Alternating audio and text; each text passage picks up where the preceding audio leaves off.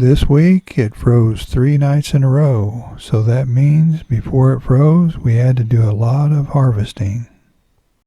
The cachucha pepper plant had a lot of peppers still on it, as you can see here. A few of them were ripe, but most of them were still green.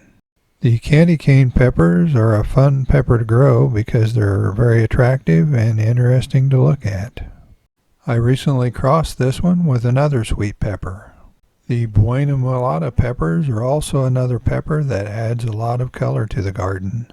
These are pretty hot, coming in at about 30 to 50,000 on the Scoville scale.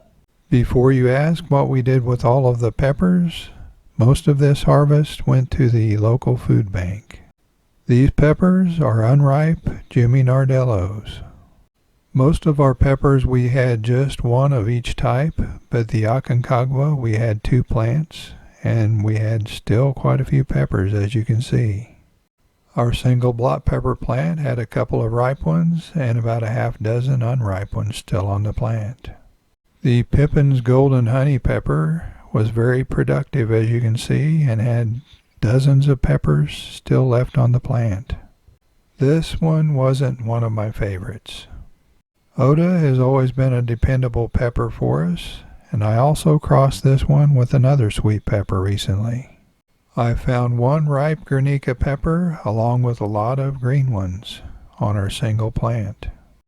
The real black eggplant still had quite a few fruit on the plant. We also harvested a few Matoyo eggplants later in the day. Since we knew the freeze was coming, I pulled the plants and then we harvested. It made picking a little bit easier. Here's a look at some Oda Pino peppers.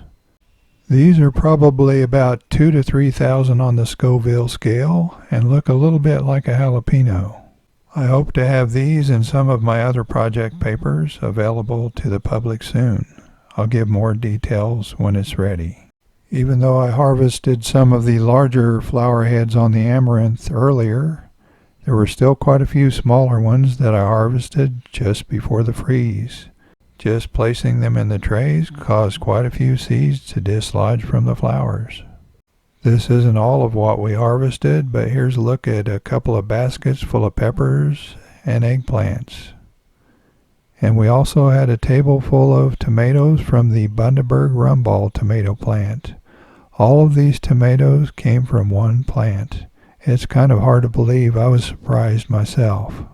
I just wish we would have had more time for some of them to ripen. A lot of our fall crops would have been fine through all of the freezes, but I wanted to protect them for when it starts to get really cold, so I surrounded them with straw bales. There are 6 10-gallon grow bags surrounded by 6 straw bales.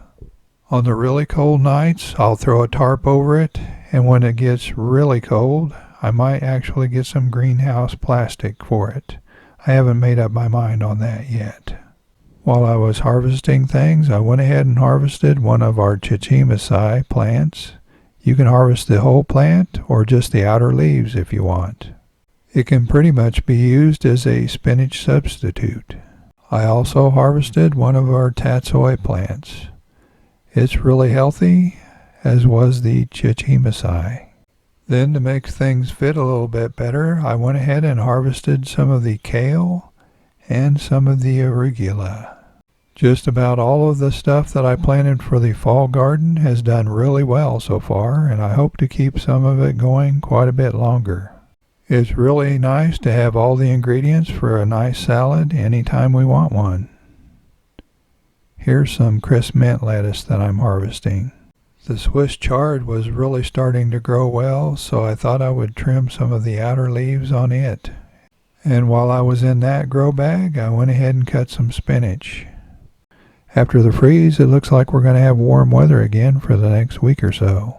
It's going to be really nice being able to come out here and get some fresh green stuff when everything is looking brown and dead all around it. The Yellow Heart Winter Choy was getting a little bit crowded, so I went ahead and harvested one of those too. Right next to the tatsoi are some baby bok choy, so I got one of those. This is what the straw bales look like with the tarp stretched over them. It doesn't take much effort to uncover and cover them, so I think this system will work fine for another month or so. I had to harvest this Moon and Stars watermelon right before the freeze, so this was the moment of truth. And sadly it turned out to be just a little bit underripe. The volunteer basil that came up in the cilantro bag was killed by the hard frost, but as you can see, the cilantro wasn't phased at all. To cover individual grow bags, I use a 10-gallon grow bag to cover a 7-gallon grow bag. And then I use a 25-gallon grow bag to cover a 10-gallon grow bag. I've been crossing a few peppers indoors. I start by emasculating a flower on a pepper plant. Once all of the male parts from the flower have been removed, I take a flower from a different pepper plant and use that to pollinate the female part that is still remaining.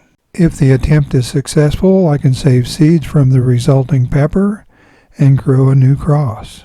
I already have a couple of new crosses growing indoors, and I'll be talking more about those in weeks and months to come. Let us know if you've had your first freeze yet, and if you're just now finding this channel, please subscribe. Thanks for watching. We'll see you next time.